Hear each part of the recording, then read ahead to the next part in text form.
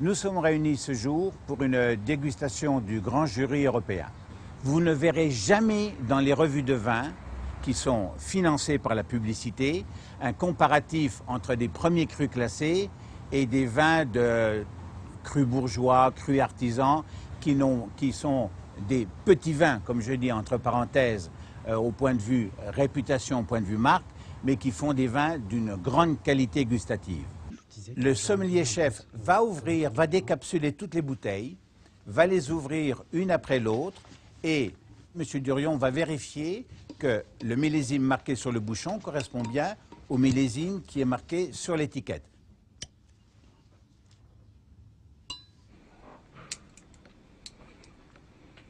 M. Durion vérifiera également la température des vins et on sera prêt à ce moment-là pour faire le service.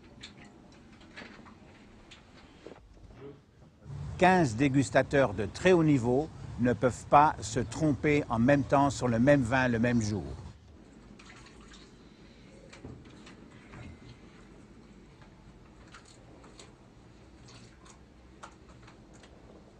Monsieur Christian Roger, qui est un Français qui habite à Milan, financier, qui a un fonds sur les investissements en vin. Orazio Vagnozzi, qui est le patron pour l'Italie de KPMG, série grand amateur. Laurent Violette, le créateur de ces verres, un jeune plein de promesses, un spécialiste des vieux millésimes, qui est négociant à Bordeaux. Jean-Pierre Giraud, directeur commercial de la maison Taranceau, qui fait un peu la Rolls-Royce de la barrique en France. Et Michel Béthane, le critique français qui est connu de tous les amateurs et de loin, et même largement au-delà de la France.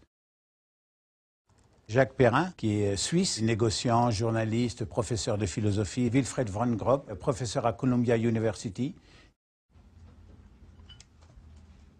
Kevin Sheen, qui est un informaticien, qui travaille beaucoup avec le gouvernement américain. Bernard Burchi, qui est statisticien, professeur dans les grandes écoles, qui écrit très régulièrement dans Le Figaro. Philippe Bourguignon, directeur du restaurant Laurent où nous sommes. Abidur, un luxembourgeois. Caroline Nautin, qui travaille dans le négoce à Bordeaux. Mariam, qui est une dégustatrice journaliste danoise qui habite à Barcelone. Olivier Poussier, meilleur sommelier du monde.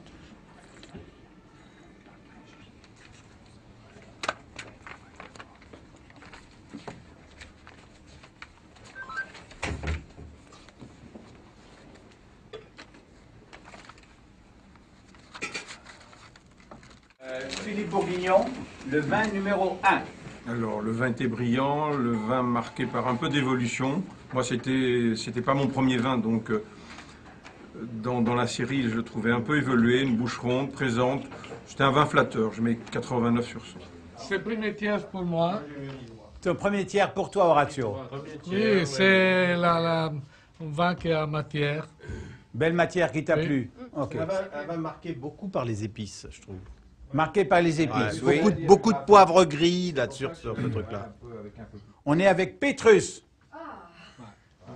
Pétrus 2001. Pétrus du commerce. Tu sais que c'est une légende qui existe sur Bordeaux, comme quoi il y aurait deux Chaque fois que je le goûte chez les Mouex, il est parfait. Et chaque fois que je le goûte chez Michel Roland, il est parfait. C'est quand même une bouteille à 1400-1500 €. Hein. Merci. Bernard Burchi, vin numéro 2. Il y a un nez intense, c'est boisé, c'est souple, c'est bien tenu par les tanins.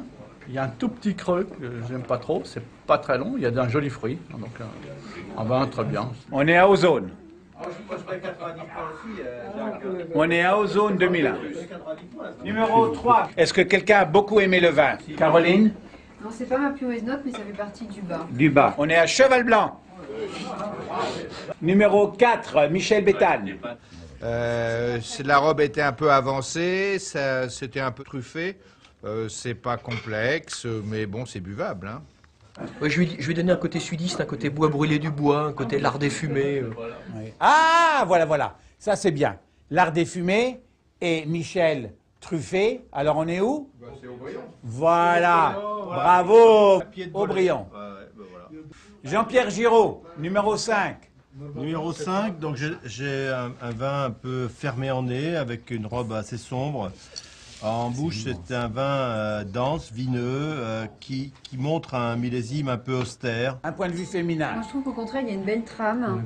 C'est élégant, c'est soyeux. Il y a une longueur qui est très longue et très puissante. Mais c'est vrai qu'au début, quand la première attaque, c'est sur le soyeux et on peut croire qu'il manque de trame. Mais moi, je trouve pas. Je trouve qu'il y a vraiment une très belle trame.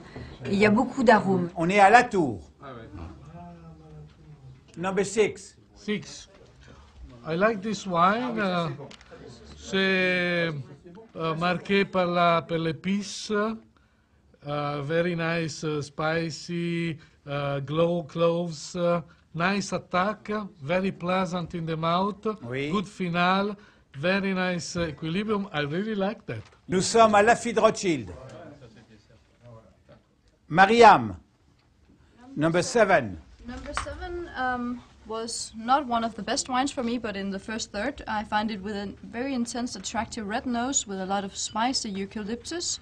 I find it with a very good fruit and a nice freshness on the palate that I found lacking in some of the other wines. I would have wanted to have a little bit more depth on the palate, and I found it finished too much oak tannins, but I guess it's a matter of time. On est à Mouton Rothschild. Numéro 8, Abidur. Ça, c'est un vin qui me rappelle un peu le vieux style des vins de Saint-Émilion. C'est un vin que je note moyennement. Il est dans mon milieu. I like this wine. I find it very persistent, very salty, elegant, long on the palate, a little bit austere, a little bit dry, but I love that. La Mission Brion. Numéro 9, Christian Roger. C'est un des vins qui m'a le plus posé de problèmes. J'ai dû le regoûter plusieurs fois. Je sais pas, j'arrivais pas. C'est un nez de café, une attaque qui au départ était un peu acide. En milieu, c'était un peu mince. À la fin, ça se gonflait, ça devenait presque trop lourd. C'est un vin difficile à noter. Je sais pas, j'ai mis ça dans le haut de mon troisième tiers. Le style nadalier, ça, avec beaucoup de... au niveau du tonnelier, ça ressemblerait plutôt à Château Margaux. Bravo, tu l'as trouvé, c'est Château Margaux. Numéro 10. Ce qui est impressionnant avec ce vin, c'est la capacité à avoir conservé son fruit et sa couleur aussi jeune et aussi dense. Voilà, il y a une jeunesse. Avec une vinosité que les autres n'avaient pas. Et il est toujours extrait. Il y a une matière hyper agréable. Une matière hyper agréable, plein de plaisir. Kevin, il est juteux. Well, this actually was my favorite wine. Since this was double blind, I almost thought it was like Pinot Noir. It has just beautiful fragrance, great concentration, great palate, very silky. I love the wine, and I give 96. Highest score. Sa meilleure note à Kevin. Ouais, c'est l'Angélus ou quoi? Non. On est à Régnac. On est à Régnac.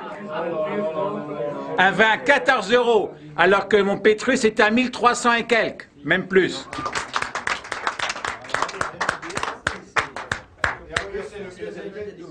Bravo, la vérité de la dégustation à l'aveugle. Exactement.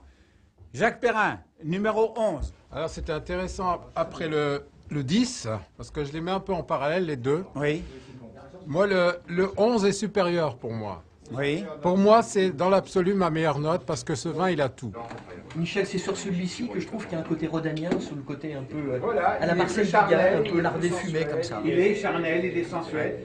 Avec le numéro 11, on est à Angélus. Bravo. Excellent. Angélus. Parfait. Parfait. Alors maintenant, on va prendre Béthane. Voici les résultats de la dégustation à l'aveugle des Grands Bordeaux 2001. Premier, Angélus. Deuxième, Régnac. Troisième, Lafite Rothschild. Quatrième, Latour. Cinquième, Ozone. Sixième, Mouton Rothschild. Septième, La Mission Brion. Huitième, Pétrus. Neuvième, Aubryon. Dixième, Margaux. 11e, Cheval Blanc.